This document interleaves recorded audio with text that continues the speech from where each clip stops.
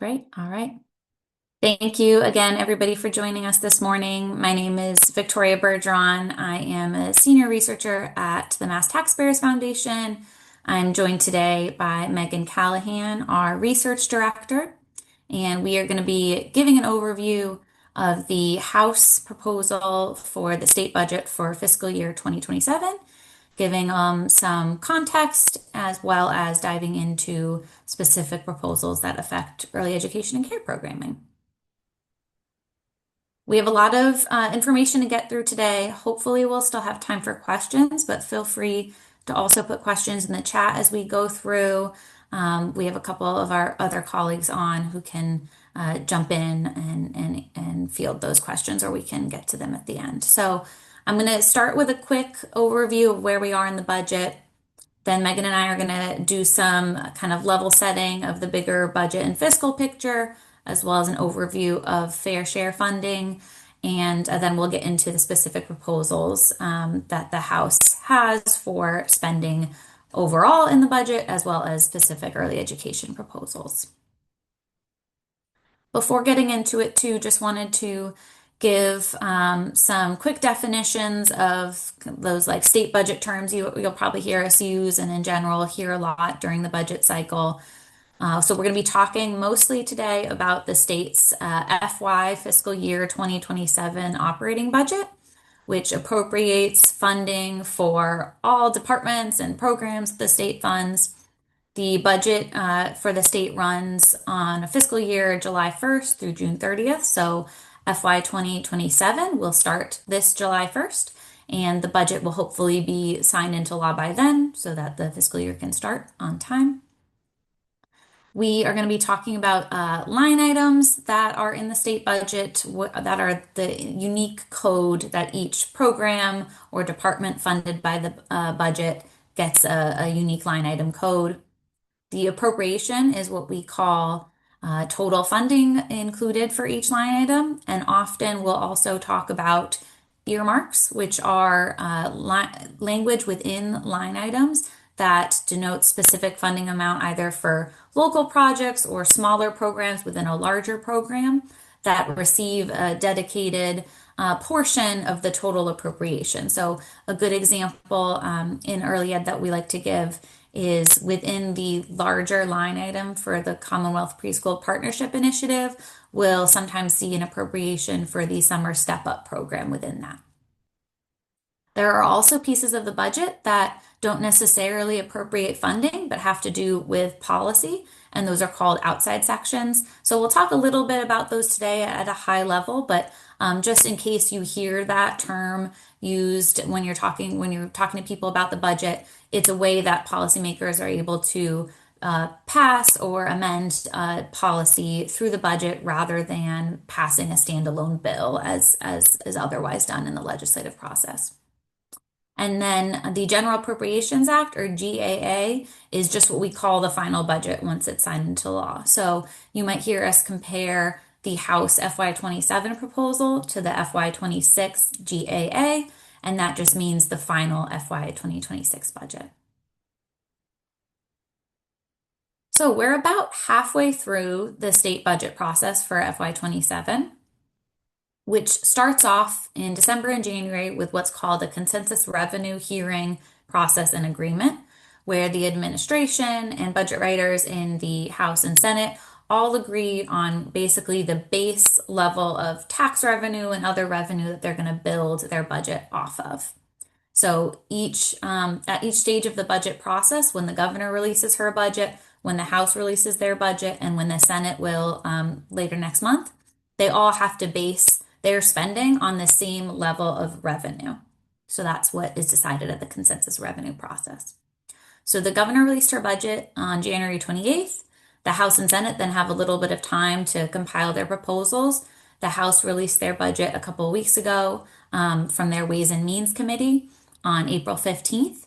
Each branch, the House and Senate, have a committee of legislators on their Ways and Means committees that basically do a first pass of each branch's budget. So the Ways and Means Committee comes out first, and then the larger House and larger Senate then debate and pass each of their final budgets. So the Senate is going to kick off their process next, as the House just finished up with theirs. And then at the end, there is a conference committee process where certain members of the House and certain members of the Senate come together to reconcile all the differences between the two budgets, from big spending total amounts to little language changes or semicolons. All that stuff has to be negotiated and reconciled before a final budget is sent to the governor. Just wanted to also give a little update because this week, within the House budget process, the House has just wrapped up their House budget debate. So, as I mentioned, after the Ways and Means Committee releases their budget, the whole body of state representatives gets to come together. They propose amendments to the committee budget, and then during debate, those amendments get voted on, incorporated into the final House budget. So this year, the House hit a record of over 1,700 amendments filed to the Ways and Means budget. These are mainly local earmarks. They filed about 1,300 earmarks, and they also included a bunch of outside policy sections, 265 policy sections, and about 150 other types of amendments. But we really saw, again, a record-setting number of amendments this year. And during debate, the House then acts on all 1,700 of those amendments. A lot of those amendments are dealt with through amendment packages, where the House kind of bundles amendments in the same category or policy topic together and to act on them together. But the House kind of goes through that process over this past week. They just wrapped that up. If the House were to have adopted all of the amendments that the reps filed this year, we calculated that that would have added about $1.4 billion in spending to the budget.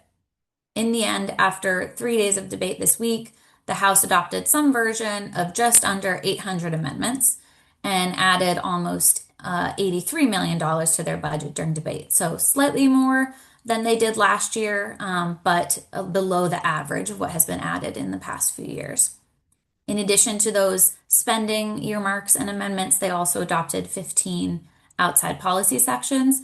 Just wanted to mention, in case people were tracking, there were several amendments related to early education that were filed, related to adding funding to the budget for reimbursement rates, increasing funding for the CCR&Rs, for Head Start, for CPPI, and for after school programming, among others.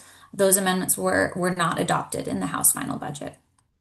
So now we'll just give a little bit of context to the environment impacting the state budget process, including larger revenue trends and fair share spending, before diving into the specific proposals we see made by the House. And I'll turn it over to Megan for the next section, unless we have any questions in the chat.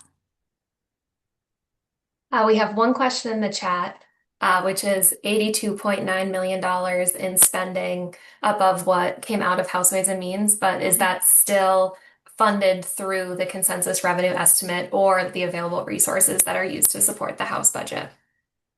That's a great question. And Megan, feel free to also add into it. But something that I think we'll touch on is that out of the Ways and Means Committee, the Ways and Means budget actually spent below what the governor originally proposed. So they were already working with a bit of a cushion going into debate.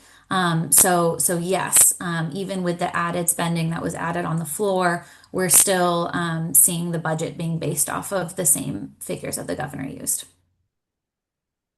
Yeah, that's a great question. Typically, we'll see in both the House and the Senate the expectation that they're going to add a set amount of spending during the debate process. And so, exactly as Victoria said, it's pretty typical for them to provide themselves with a cushion.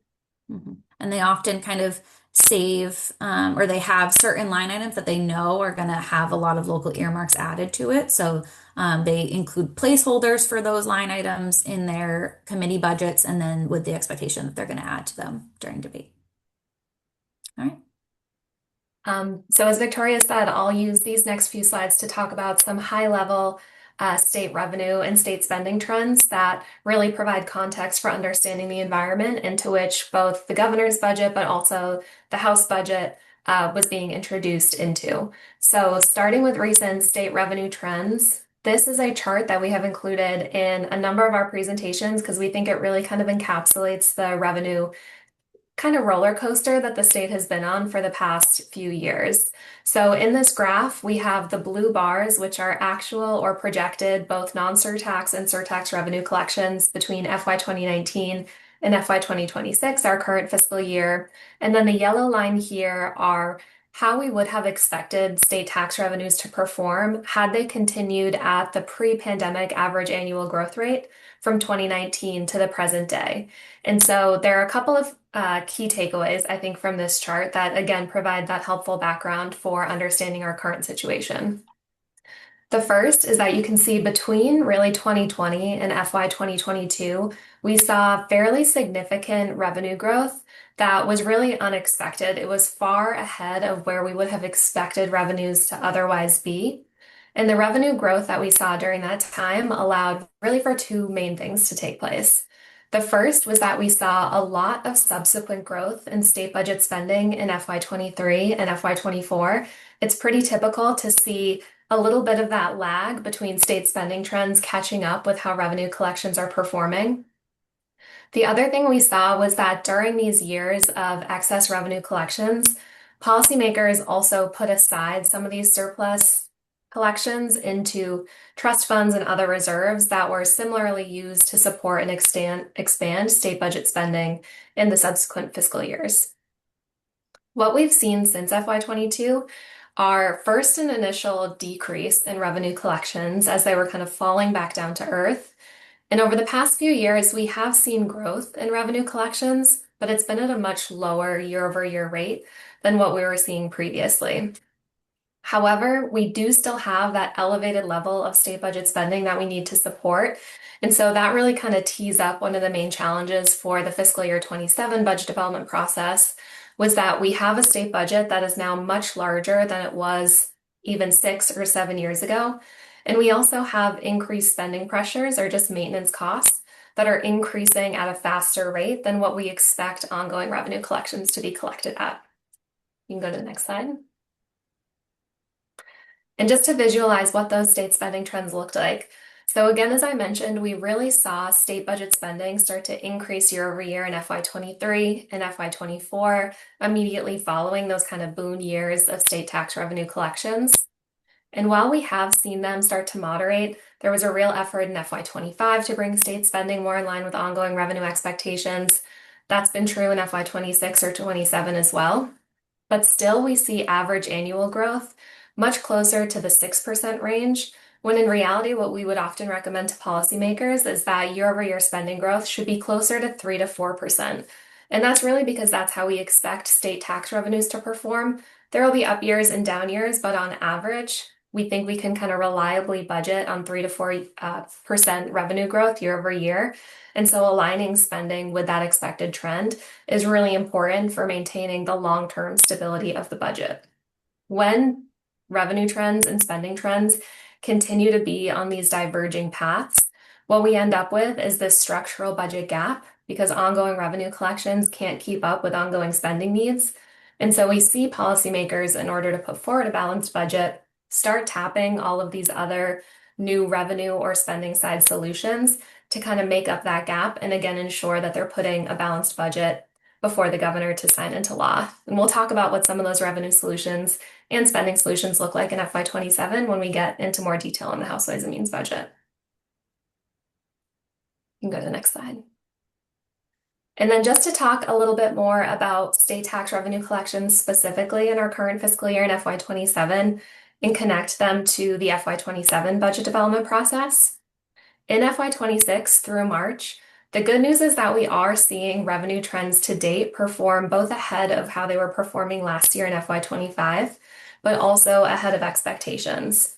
And also, fortunately, we have seen two of the categories of tax revenue collections that are really most indicative of our current state economy performing at least at a steady level. So both withheld income tax collections as well as sales tax collections are continuing to hold steady, running slightly ahead of benchmark or expectations.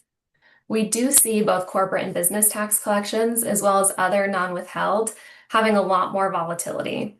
In the non-withheld income tax category, that's really capital gains, but also the vast majority of our surtax revenue collections. Because we treat those types of revenues separately from other revenues available to support general budgeted spending, we have to kind of put an asterisk next to this growth rate, which at a high level is great in terms of overall tax collections compared to expectations. But when we think about the resources that are available for the budget, it's a much smaller number than just what we're seeing here. Similarly, corporate and business taxes, this is something that we're going to continue to monitor to see if this is an FY26 trend or a longer multiple fiscal year trend that we're going to need to reconcile with down the road. And then how that compares to our expectations for FY27. And this is that consensus revenue agreement that Victoria mentioned earlier. So in building the FY27 budget, policymakers from the administration, the House and the Senate back in January agreed that they expect non-surtax revenues to grow by 2.4% over the prior year. And they expect to have access to $300 million more in surtax revenues than they had when they were building last year's budget. So these revenue expectations, I think, are very much in line with how they expected revenues to perform in FY26. Both the FY26 consensus revenue estimate and this one for FY27 are more conservative than what economic experts had projected revenues might look like in FY26 and FY27. And I think the reason for that conservatism really speaks to the larger trends that we've been seeing in more recent years. And it also serves as a helpful tool to, again, bring spending and revenue trends closer in line over time. And then the last thing I'll mention related to state revenues before handing it back to Victoria to talk about the surtax is just the connection between FY26 revenue performance as well as the FY27 budget. One of the reasons why we think it's so important to continue to monitor how state tax revenues are performing in FY26 is because in the FY27 budget specifically, there are a number of those solutions that are being proposed to help put forward a balanced budget that are really reliant on FY26 revenues, at least performing at expectation, and in some cases, maybe exceeding expectation in a little bit. If we don't see revenues meet expectation, what that means is that some of those tools that are being used to balance the budget in FY27 get taken off the table, things like supplemental payments or trust fund resources that might then otherwise need to be used to help balance FY26. And that just further constrains the spending decisions that policymakers will have to make in the FY27 process when we get to conference committee. And I think now I'm handing it back over to Victoria to talk more about the surtax. All right, thank you, Megan. So we wanted to spend a little bit of extra time today to talk about fair share income surtax funding because it is increasingly becoming another layer to the budget and also a very crucial piece of the early ed funding puzzle. So the fair share income surtax is that 4% income tax that those who make over $1 million pay above the income tax that everybody pays. And that the funds that are raised from that surtax go directly to education and transportation projects as kind of decided by the ballot question that was passed to implement this surtax. So far, the state has spent surtax in two main ways. They spend surtax in the annual operating budget, and then they've also spent surtax last year and will again this year in what's called a fair share or surtax supplemental budget. So in the operating budget, the amount of fair share spending that is spent is set by the administration in the legislature during the consensus revenue process. I don't know. So during the consensus revenue process, the administration and the House and Senate, again, they look at the revenue projections that Megan was just talking through. And then they also look at the revenue projections for surtax. They look at how much surtax was collected last year. And then they set an artificial cap on the amount of surtax that can be spent in the operating budget. Any fair share revenue that comes in above that surtax spending cap is then set aside in each fiscal year to two trust funds. 15% of the above cap collections go to a surtax reserve fund. You could think of it like a rainy day fund for fair share. And then 85% of the revenue that's collected, fair share revenue that is collected above the cap, goes to an innovation and capital fund. And the funding that is held in that innovation and capital fund is the funding that is spent in the surtax supplemental budget.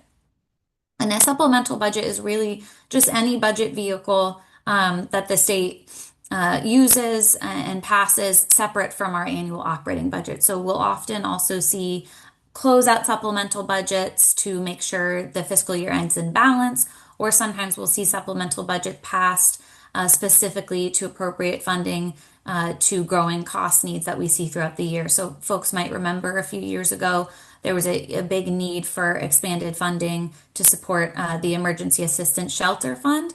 So there was a supplemental budget that just focused on appropriating funding to that program. So that's kind of what a supplemental budget is, and we're going to talk a little bit about the fair share supplemental budget and kind of how we've seen that be used in the past 2 years. So over time between FY 2024 and FY 2026, FY 2024 was the first year that surtax was incorporated into the operating budget. The state has spent over $6 billion in fair share funding. This also includes the surtax supplemental budget from last year. Between the FY 27 operating budget and then this year's surtax supplemental budget, the state is planning on spending another almost $4 billion of fair share this year. Initial surtax funding went to supporting the funding of existing programs like C3 and Early Ed has received a good amount of fair share funding. And then fair share was also used to create large new programs in the first few years, like free community college, supporting free school meals. And then it was also used to fill budget gaps and lessen cost pressures in areas like special education and in the MBTA. I'm going to next kind of spend a little bit of time on this chart and answering really the big question that we're asking ourselves now is after we've had a few years of fair share revenue collections to look back on and a few years of being able to support huge new investments using that funding, what level of fair share spending should we expect moving forward, and how should policymakers support the sustainable use of these resources?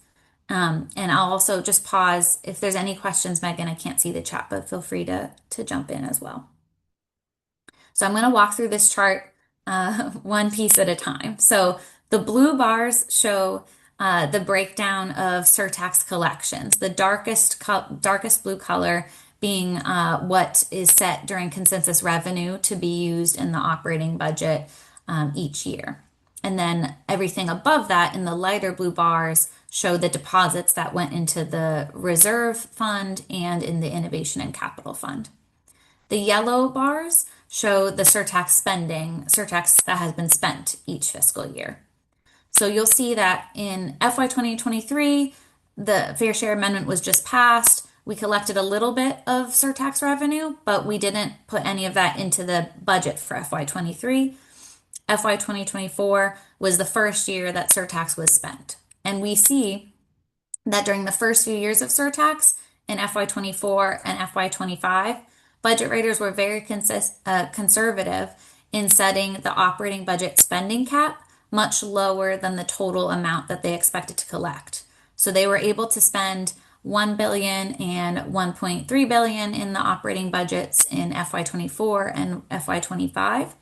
And then because the cap was set so much lower than the collections that actually came in, we saw large deposits into the Innovation and Capital Fund, and also were able to see deposits into the Reserve Fund as well. So this means that in FY 26 and FY 27, we've had the good problem of having two large supplemental spending bills that allow us to spend the deposits that were put into the Innovation and Capital Fund in FY 24 and FY 25. So put that together with also during the consensus revenue process in 26 and 27, budget writers have decided to increase the spending cap in the operating budget to 2.4 billion in FY26 and now 2.7 billion in FY27. So we've seen larger amounts of surtax being incorporated into the operating budget, and we've also been able to again spend those reserves that we've built up in our supplemental budgets. So in FY26, and we'll see again in FY27, the state is able to spend almost $4 billion of surtax across those two budget vehicles.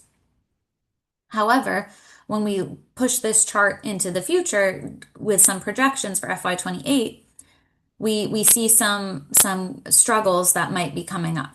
So we've now spent down those big surpluses, and the operating budget amount is also closer to the total amount of expected surtax collections. So even if we see surtax collections increase above the about $3 billion we saw in 25 and are expecting again in 26, it's unlikely that we'll be able to consistently support a similarly large supplemental budget each year.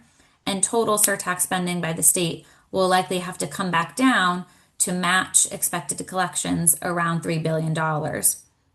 And that's going to cause a good amount of budget pressure, as you'd imagine. I'll pause there if there's any questions or things I should clarify, Megan.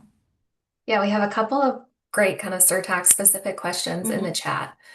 So the first is a question that's, what's the point of having a cap for surtax spending in the operating budget, knowing that some of the funds will be deposited into these other trust funds and spent during supplemental budgets? So why wouldn't the state just want to spend the entirety of what they expect to collect in the surtax through the operating budget? That's a great question. And I think there's a few different answers and ways to think about it and reasons for that. I think the first one is when surtax was first being implemented, the state really didn't know the total amount of collections that they would collect. They didn't want to say, well, we're definitely going to get $2 billion. Let's put it all into the operating budget. And then if revenues came back lower, then they would have to make cuts after the fact. So I think part of the spending cap originally was to build in that kind of safety net as we saw during the first few years collections come in and also seeing if there would be any movement of folks who pay the surtax and things like that. And then I think the other piece, which I'll also talk about in a sec, is that there is a real intention behind creating an innovation and capital fund and using surplus dollars in that fund to support bigger capital expenses and one-time needs.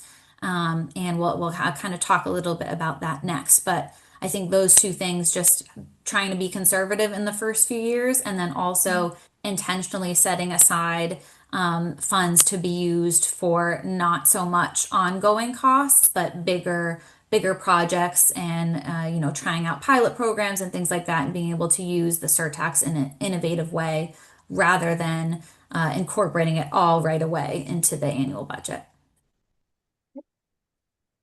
We also had another question about how should we think about how state revenues or state funding is connected to fluctuations in the stock market. And I think that that actually is connected directly to the surtax as well. So as I mentioned previously, we see the vast majority, close to 80%, a little bit more than 80% of total surtax revenues collected through non-withheld income, which that category of revenue really is related to revenues related to capital gains or stock market gains. And so it's much more likely to fluctuate as the economy fluctuates. It's also in comparison to what I mentioned related to withheld income and sales tax income, which are revenues that are really indicative of the state's current economy. Non-withheld income is a bit of a lagging indicator. It's kind of telling us about how the economy was performing in the past. So similarly, the higher levels of surtax revenue that we've collected in recent years could be telling us a lot about how the economy was, I think, performing better than expectations in more recent years. But to Victoria's point, just given the limited time frame that we have available for surtax revenue collection data, it's really hard to say with absolute certainty that that's going to continue in perpetuity. And then the last question we have also related to the surtax in the chat is there a timeline for spending funds that get deposited into the Innovation and Capital Fund? So are they required to be spent in FY26 if the surplus was collected in FY25, for example? Yeah, great question. Megan, correct me if I'm wrong. I don't think there's any, specific stipulations about that so far. What we've seen happen is that essentially the 26 or last year's supplemental budget spent the funds that were deposited into the Innovation and Capital Fund up until that point, mostly that were collected in FY24. And then we see again the proposals for this year's supplemental budget spending the deposits that came in FY25. So there's no specific rules around that, but that's just what we've seen the state do so far. Yeah, that's exactly correct. And then, sorry, one last question on the surtax, but do we know what the total amount of surtax revenues is that's collected in, or that's currently held in the surtax reserve fund? And I know we definitely have that number, Victoria. You might have it off the top of your head. I can look it up quickly to confirm. I think it's in the range of like $400 million, but keep me honest if that's That sounds right. I think I'd have to check our spreadsheets as well. But in that the funds in that account have not been spent at all so far. So that reserve account is really, intended for emergency use as it would be. So that is continuing to collect that 15% of anything that comes up in above the operating budget cap. And so far that is still being held in that reserve account and has not been used. But great questions. All right. This slide actually gets to a little bit of what we were talking about also with kind of the intention behind the Innovation and Capital Fund supplemental budget and being used to support kind of one-time and capital needs. It's also been a good use to support a more even distribution of education and transportation spending between the two budgets. So when Fair Share was passed, the idea is that surtax should be divided pretty evenly between education and transportation spending. That was kind of the intention of the ballot question. So far, we've seen closer to a 60 education, 40 transportation split between FY24 and FY26 spending. And we see there's definitely a difference between the surtax spending that is included in the operating budget versus that is included in the supplemental budget. So education received, for example, in FY26, 70% of the surtax spending in the operating budget. That makes a lot of sense when you think about the programs that surtax is being used to support in the education sector. It's a lot of ongoing programs, operating costs like C3, like universal school meals. These are large programs that the state continues to support year after year. So, not really a surprise that we see a greater shift of education spending versus transportation spending in the operating budget. But that's why the supplemental budget has been incredibly important towards making that division a little more level because we've seen the reverse in the supplemental budget. Transportation receives a greater share of the surtax that is spent in the supplemental budget. So that's one of the other kind of challenges we see moving forward as the reserves in the Innovation and Capital Fund are spent down. And as there's less off the top in the coming years to be deposited into that fund for supplemental spending, that's going to create a challenge for making sure there's a more even distribution between education and transportation. And it's definitely going to cause a challenge for continued big transportation investment through the surtax and through the supplemental budget. And then lastly, just at a high level here, we also are tracking again, the types of programs and initiatives that are being supported through the supplemental budget. Once again, these are one-time resources being spent in this supplemental budget. So the intention is that a majority of that funding should go to one-time costs so that we're not kind of building in a lot of structural deficits into the budget, essentially. And we have seen a majority of the funding included in both this year and last year's supplemental budgets has gone to what we'd call one-time projects or programs, but there has been a tendency to use some of that supplemental funding to shift pressures away from the operating budget and use some of those one-time funds to support ongoing and operating costs. So some examples we've seen this year, there's a good amount of funding for special education included in the supplemental budget. Even some of the funding we see included for the MBTA in the supplemental budget, you could make an argument that that's also ongoing resources as well. And then just in early education, we've seen some examples. So last year, in last year's supplemental budget, there was funding included to increase reimbursement rates for CCFA providers. You can think of it as a one-time increase, but it essentially is ongoing because that funding has to be annualized in order for the state to maintain the level of service and investment. So we've seen that increase that was included in last year's supplemental budget has then been built into this year's operating budget costs. So that's just something that we have to think about as we're thinking about the challenges that are going to come for budget writers in the next few years. Funding that is really operating that has been included in the supplemental budget is going to have to potentially be shifted back into the regular budget, or there are going to be definitely some big decisions to make in the coming years. And then just quickly, in this year's supplemental budget, again, there's lots of differences, just like in the normal budget, between what the governor, House, and Senate fund. And just like in the normal process, they have to reconcile those differences between their versions during a conference process as well. In early ed, both branches, the House and Senate, matched the governor's proposal to transfer 150 million of the surplus surtax to the High Quality and Affordability Early Education Trust Fund, which is then being used to support CCFA in the operating budget. But in addition to that transfer, the House included another $38.7 million to support income eligible CCFA expansion and a couple of other programs like early educator loan forgiveness. So I'll come back to this funding in a little bit when we get into more of the House's proposals, but just wanted to have this kind of context of fair share and this supplemental broad budget in the back of our minds as well, because a lot of the funding that we see in the supplemental budget should really be thought of as a complement to the operating budget as well. Great. So I will start with just a high-level overview of the House budget. I'll go through this relatively quickly so that we leave plenty of time for Victoria to get into the specific early ed investments. I'll just call out a few things on the different slides that I think are particularly notable.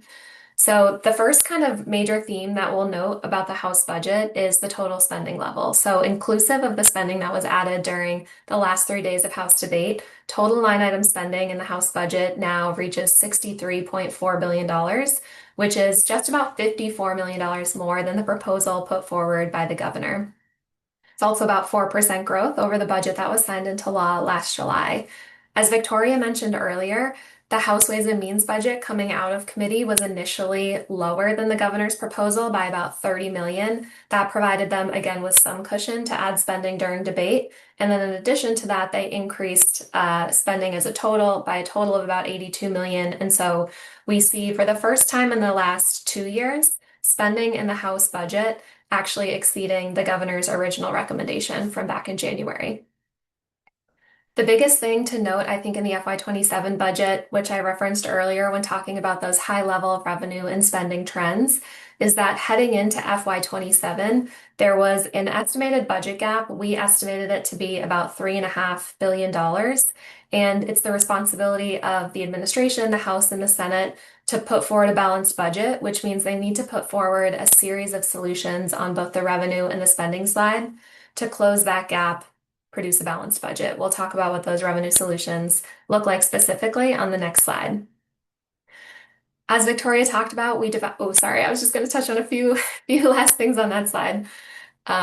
As Victoria mentioned, and we'll talk about in more detail, surtax spending in the House budget totals $2.7 billion. We see it more heavily weighted towards education than transportation. And then just a couple of other notable things, places where we see the House including more spending compared to the governor's proposal are K-12 education, programs like targeted scholarships, sheriffs and also some housing related programs. And then we also see some unique outside policy sections related to special education, transportation, sheriffs, state pension benefits, etc. Now we can go on to the next slide. So just a little bit more detail on those revenue solutions that are necessary, again, to close that projected budget gap for FY27. We list all of them out in detail on the table on the right side of this slide. They're pretty in the weeds. A couple things that I'll highlight here. Because so much work was required, kind of like on the back end of the budget to close this gap and ultimately support kind of a maintenance budget. This is where we see like a lot of the more creative solutions in the FY27 budget. All of this is happening kind of under the hood that enables the rest of the budget to look basically kind of a status quo spending plan. A couple of the solutions that we see in the House budget that differ from what we saw in the governor's budget include a difference in approach in the way that they treated capital gains revenues, which I'll touch on quickly on the next slide. And then we also see them use a greater amount of education-related trust fund resources than what was seen in the governor's budget. It's only about $25 million more, but that's actually directly related to an early education proposal. As I'm sure everyone remembers, a few years ago, the approval of an online lottery created a new dedicated revenue stream for early ed and specifically the C3 program. In the governor's proposal, the assumption was that the online lottery would generate $75 million in revenue to support spending in FY27. The House increases that assumption to $100 million, and that's the entirety of the difference between the governor's budget's use of trust funds and what we see in the House proposal. We can go on to the next slide. This is pretty in the weeds, but just this is one of the biggest differences we see in the revenue solutions in the House budget, again, related to capital gains revenues. So I'll talk through it at a high level. Happy to answer any specific questions that people might have here. So every year in the budget, there's a cap on the amount of capital gains revenues that can be used to support operating budget spending. Honestly, not too dissimilar from the way that we treat surtax revenues. Capital gains are a volatile source of revenue, and so by establishing this cap on how much we can use to support operating budget spending, we try to insulate the operating budget from these big fluctuations in revenue collections year over year. The amount of capital gains collections that come in above that threshold that gets set get automatically deposited into the stabilization fund as well as a couple other state reserves. Ordinarily in FY27, that cap for the amount of capital gains revenues that could be used is about 1.8 million. 1.8 billion. Both the governor and the House propose increasing that threshold to 2.25 billion in FY27, making more of these capital gains revenues available to support the operating budget. And then they also adjust the ways in which those above threshold capital gains revenues get deposited into a couple other trust funds. We have the breakdown below listed for both the governor's proposal and the House proposal. The main takeaway here is that a larger share of those above threshold collections get directed towards the state retiree benefits program. Then we see a smaller deposit into the state stabilization fund. The governor uniquely deposits the remaining balance into a new disaster relief and resiliency trust fund. The House sends the remaining 15% to the pension fund. So that's a lot of detail, but we can move on to the next slide.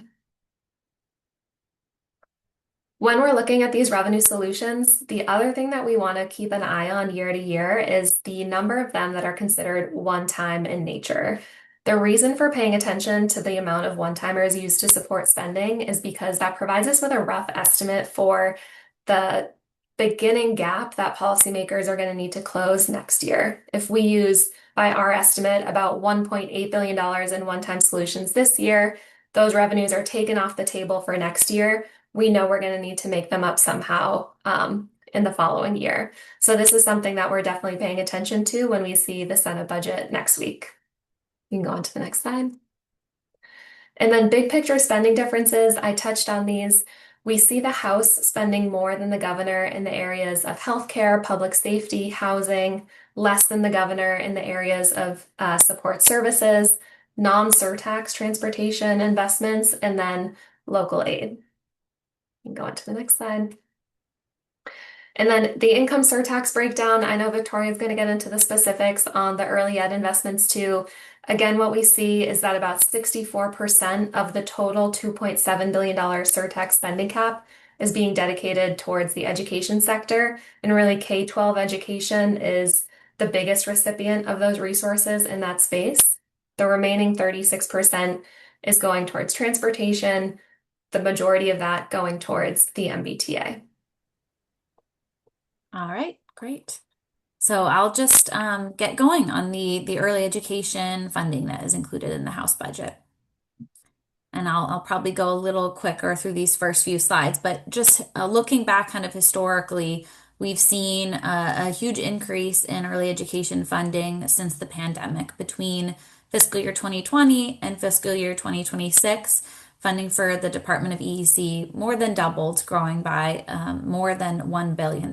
So this chart kind of gives you an idea of how that funding was initially supported through increased federal pandemic funding, and then the state has taken up that responsibility and those increases since those funds were expired. If you're looking for early education spending in the budget, it'll be found in like two main line item areas. And then also wanted to highlight that sometimes if you wanted to dig deeper, that line item funding is split between multiple revenue sources that together support EEC. So this graphic here kind of illustrates that complicated web of funding that can be used for early ed. A majority of funding in the overall state budget comes from the general fund, which collects tax revenue and federal funding. Then, like we've been talking about, there's the next highest source of funding for EEC is from the income surtax. And then there are two trust funds as well that support early ed funding. This chart kind of breaks down how each of those funding sources have been used to support EEC since FY25. We also include the pink bar there is the supplemental surtax budget funding. And in the chart, we have FY25, FY26, and then the governor and House proposals so far for FY27. So you can see that overall, the level of general fund resources that has gone to support early ed has stayed relatively level for the past 2 years. And the increases that we've been able to see for early ed funding have really come from increased investment from the surtax as well as the use of those two trust funds, the high quality and affordability trust fund, which most of the balance in that fund came from surplus tax revenue that came in during the pandemic. And this fund does not currently have an ongoing revenue source. We have reserves that have been held in that fund. And then, as I mentioned in the supplemental budget this year, there's also a proposal to fill that fund with $150 million of surplus surtax. But overall, that is a kind of one-time revenue source. The other trust fund that Megan mentioned earlier, the Operational Grant Trust Fund, is slated to take in revenue that is brought in from the state's new online lottery program. And again, there's kind of a difference in how the governor and the House are planning to use or proposing to use that fund this year and in just what they're expecting to collect from online lottery. So at a high level, top five things to know about the House, how the House funds early education.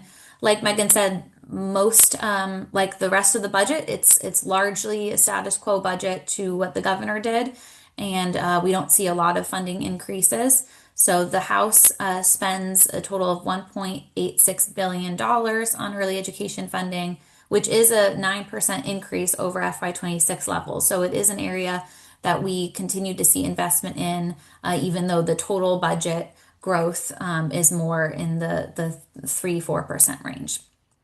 C3 is level funded by the governor and the House at $475 million. The House funds CCFA also at the same level as the governor at $1.2 billion. Though, as I mentioned, they did include some funding in their supplemental budget to expand income eligible CCFA. One of the biggest differences for early ed that we see between the House and the governor for FY27 is CPPI. The governor or the House funds CPPI at $5 million.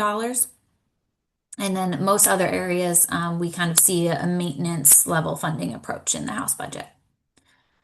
This chart, I pulled out some of the main line items that we track. Feel free to kind of go back to it. We'll share these slides after, but just gives you a way to compare across the different line items. On CCFA, so again, when we talk about CCFA, we are really talking about three programs serving families who are receiving assistance from the Department of Transitional Assistance, families who are involved with the Department of Children and Families, and then there are income eligible families who receive CCFA as well.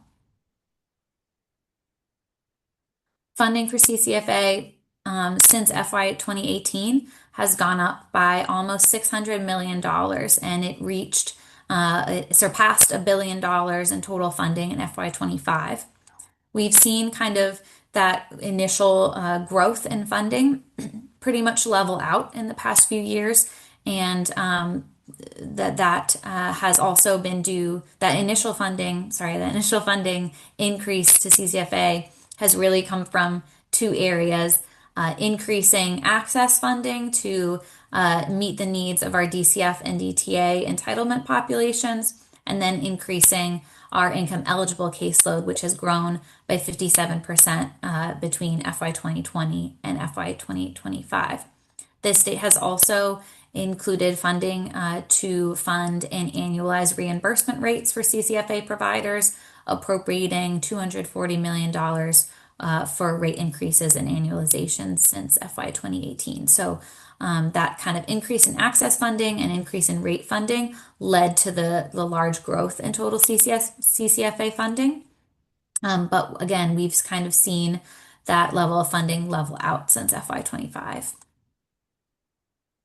In their operating budget, the House essentially matches the governor's funding level for CCFA. They do it a little differently, including a little more funding from the surtax and again, a little more funding in the supplemental budget as well. But really, the question of whether the state will be able to expand access to income eligible CCFA will probably depend on what the Senate does in their operating budget, as well as those deliberations that will happen to reconcile the differences between both operating and supplemental budgets. On C3, I'm sorry, I'm going a little fast now, but as I'm sure most on the call know, C3 was originally funded with federal dollars and then has been level funded at $475 million since the state took over. Again, surtax and trust funds have been key pieces to be able to continue the funding for C3 in recent years. The House matches the governor's total funding level at $475 million. They use a little bit more surtax and again assume a higher amount from iLottery to support C3. FY27 will be the first year that online lottery will be implemented, so it's still really an open question to see how much C3 can rely on this as a new source of revenue going forward. And then again, like CCFA with level funding for C3, the state has been sort of at a standstill recently at current funding levels, as C3 funding has not been available to many new programs that have opened since last summer, given funding constraints. And then following on a few other programs that we track, CPPI, Commonwealth Preschool Partnership Initiative. I think this program and this chart really is a good example of kind of the budget process overall and how the governor's budget and the House and Senate all take different approaches to many programs. And you can see how throughout each stage of the process, different funding levels have been proposed for CPPI in recent years. And we'll have to see with what the Senate does next month how much we can expect the program to receive in FY27. So the governor included $37 million for CPPI for FY27. The House only funds the program at $5 million. And importantly, also, they did not include additional earmark funding for the summer step up program as well. So again, it'll be interesting to see where the program lands this year if the Senate kind of matches what they did last year and also proposing a higher level like the governor. And then finally, in most other areas, the House funding for EEC is level with the governor's budget, $20 million for state Head Start grants, about $3 million for career pathways, and $20 million for the CCR&Rs. There are a couple funding areas that the House included that the governor did not, including funding for early educator scholarships. And then again, in their supplemental budget, they included, in addition to funding for income eligible CCFA. They also included funding for the educator loan forgiveness program and $8 million for early educator childcare CCFA as well. So just wrapping up again, we are now the House has concluded their budget process. The Senate will release their budget next, and then we'll get into the conference committee process in May and June before we have a final FY27 budget sent to the governor. I will just stop sharing my screen, and we have a last 3 minutes for some last questions. Thank you And all I for think we joining. I have know some time to it's stay on a 11. little bit longer in case Yeah, folks have like additional questions too. So we won't yeah, cut you off right absolutely. at 11. Absolutely. We do have a couple questions in the chat. So Michelle asked if there were other large programs being funded using fair share resources in addition to C3. Other large programs being funded with fair share. Yes. So in early ed, we see also CCFA receiving a lot of surtax funding this year.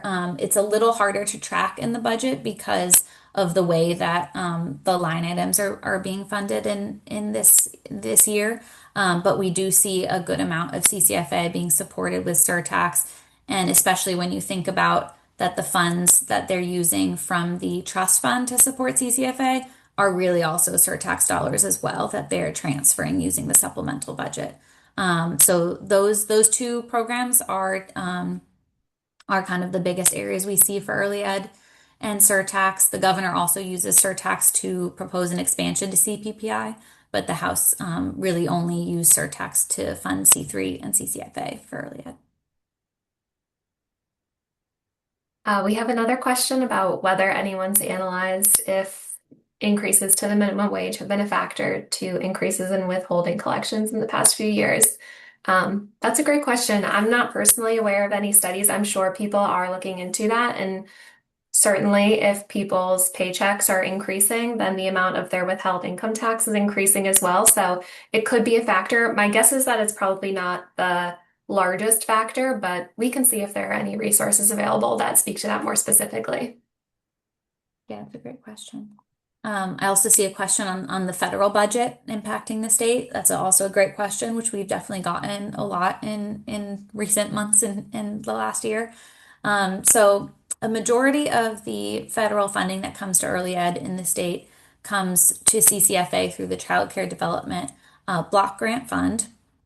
And so far, although there's been, rumblings of the federal government decreasing funding to childcare and other programs, so far we've kind of seen I think, level investment from the federal government.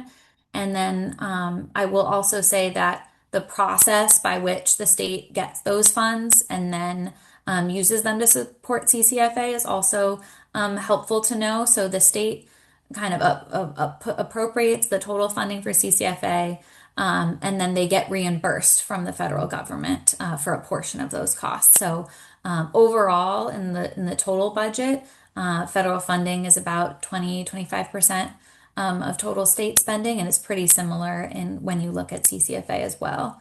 I'll also add, and Michelle's on here, Head Start being a big factor when we talk about federal, big program when we talk about federal funding and impacts to Massachusetts. Head Start is largely a federally funded program, as I'm sure folks on here know.